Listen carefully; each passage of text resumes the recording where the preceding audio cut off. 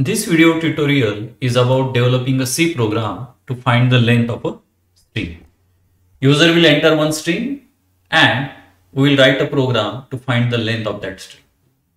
We will use two different methods. In first method, we will write a program without using string function, and in second method, we will use a standard library function related to string. Now what is string and how strings are stored? String is a one-dimensional array of characters which is terminated by a null character, and null character is written as \0. So string is collection of characters. It is particularly collection of characters. Now this is the way in which array is defined.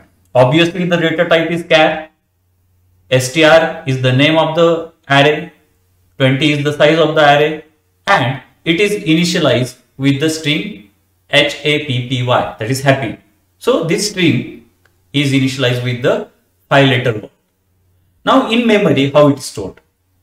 So if you look at this table, then you will come to know that first character is stored at position 0. This 0 is also called as index or subscript of the array. Str is the name of the array. Similarly, second character is stored at index 1, third character is stored at index 2, fourth character is stored at index 3, and last character, that is fifth character, is stored at index 4. So in total the string is of size 5, but it ranges from 0 up to 4, or in other words, if n is the size, then it ranges from 0 to n minus 1, because we are starting with 0. And once last character is entered, the C language automatically appends or adds \0, that is null character, at the end, so that it will come to know that the string is ended. One more way of declaring the string is you can skip the size part also.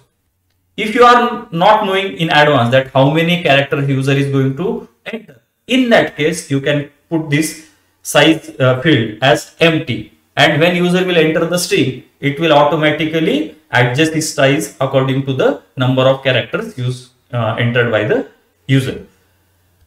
Now let us go to the first method of finding the length of a string without using a inbuilt string function. Include the stdio.h header file, write the main function, declare the string. Here I have declared a string whose name is str. Then it is followed by declaration of a variable I whose data type is integer and it is initialized with 0. We are going to use a loop, and through loop this I variable is going to store the size of the array. One by one we will scan the characters until we come across \0, that is null character, and after each iteration this I will be incremented by 1. So ultimately I will store the size of the string or size of the array. Now this prompt message will ask the user to enter a string, and after this we will accept the string from the user by using the getS function. So getS is followed by the name of the array where you are going to store that enter string. So name is declared as str, so I have written here str. You can take the characters from the user, or you can accept the string from the user by using scanf also. But the limitation of scanf is that when user enters the characters and when user presses the space bar, then that scanf will automatically terminate the input. So scanf accepts the input only up to the point where space bar is pressed. But as far as getS is concerned, it will go on accepting the characters even space bar is pressed. So it can accept multiple words. Suppose, for example, the user has entered a string happy. So that happy word will get stored in a str array. How it is stored? Like just I have explained you, it will store in consecutive memory locations, and after the last character, that is after Y, it will automatically add a \0, that is null character. Now what logic we are going to use? We will take out these store characters one by one and we will compare them with \0. If match is found, means if the character in string is same as that of \0, it means that we have reached to the end of the character. If match is not found, then it means that there are still more characters. Now let us start writing the loop. While loop is written here, and inside the while loop, stri. Now I is the index, and initially it is initialized with the variable, it is initialized with the value 0. So initially the value of I is 0. It means that str0, it is compared with \0. Means whatever is the character that is stored in string, if it is not equal to 0, it is not equal to null, that condition is checked. And if the character is not equal to null, then what is to be done? It will go inside the while loop. Now let us take that the value of I is equal to 0. So str0 means character H. So this part will be H. So is capital H not equal to null character?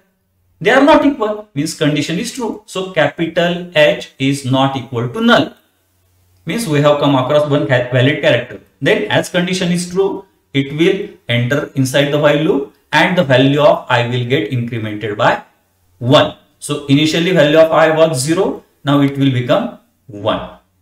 The loop is terminated here and again it will go here. Now as the value of I is 1, so it will be str1. What is stored at index number 1? Small a is stored.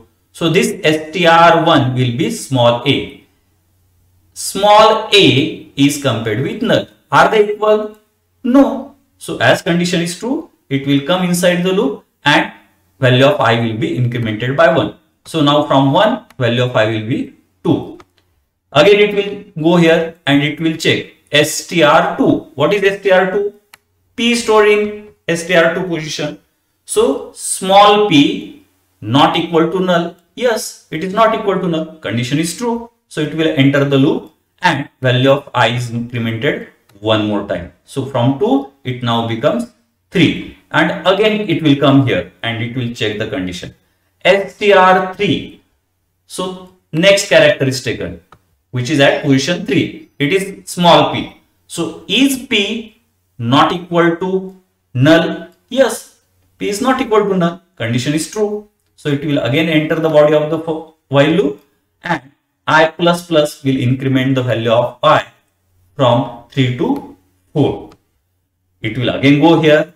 str4 character is taken out. It is small y and this small y is compared with null character. Are they equal? No, they are not equal. So condition is true. It will enter inside the while loop and value of I is again incremented by 1. So it now becomes 5 and it is while loop closes here. So it will again go here. stri, value of I is 5. So str5. What is str5? What is stored at index 5? Null character is stored at index 5. So this whole str5 is null character, which is \0. So is \0 not equal to \0?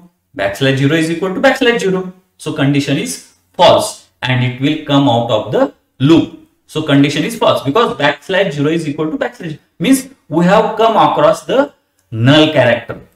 So this while loop will get repeated 5 times because these 5 initial characters are not null character. So it will repeat for 5 times and once it's come across the last character, that is null character, the condition will become false and it will come out of the loop. Now where is the count stored? The count is stored in the variable I. It is having the value 5 and 5 characters are total. in happy string. So what I have to do? I have to print the result by using the printf statement. So I will write the length of string is %d, and this %d is replaced by the value in I. The value in I is 5. So the answer will be the length of string is 5. Now let us run the program. The program is developed in Dev C++, and you can view here that whatever the program that I have just explained you, it is same typed here. A character string is declared. I have taken a size 10. You can put empty here also. This I will hold the iteration count. This prompt message will ask the user to enter the string. User will enter the string, and that enter string will get stored into str array, and this while loop will get executed until it comes across the \0, that is null character. And then this condition, just a minute, let me correct it. It's actually single inverted comma \n. Now let's save the program, and now let's compile the program. There are no errors in the program. Now let's run the program. Enter a string. So I will enter the string, say happy. The length of string is 5. So it has yielded a correct result. Now let me run it one more time. So I will run it one more time, and this time I will enter some another string, hello space all. So what is the length of string? It is 9, because hello contains 5 characters, all contains 3 characters, and a space between it is also treated as a character. So 5 plus 3 plus 1, it is 9. So in this way, without using a string function, we have calculated the length of the string. Now let us move to the second part of the program, where I am going to use the string function. And which is that string function? It is strlen, which stands for string length function. So include the header file. Now the basic difference between previous program and this program is, as we are using standard library function, that is inbuilt function, we have to include the header file related to this function. So this function is a part of string.h header file. So that's why I have included string.h header file in my program. That header file will store the definition of this string length function. Main function is written. An array having name str is declared, whose data type is obviously character. Integer I is declared, and this integer I will hold the result of the str result written by the str len function. Now let us give the prompt message to the user that enter a string. So printf enter a string will print enter a string on output screen. The string which is entered by the user will be accepted through getS function, and it will be stored in a str array. And this is the important part. Now what is the syntax? strlen is the name of the function. Whose length is to be found?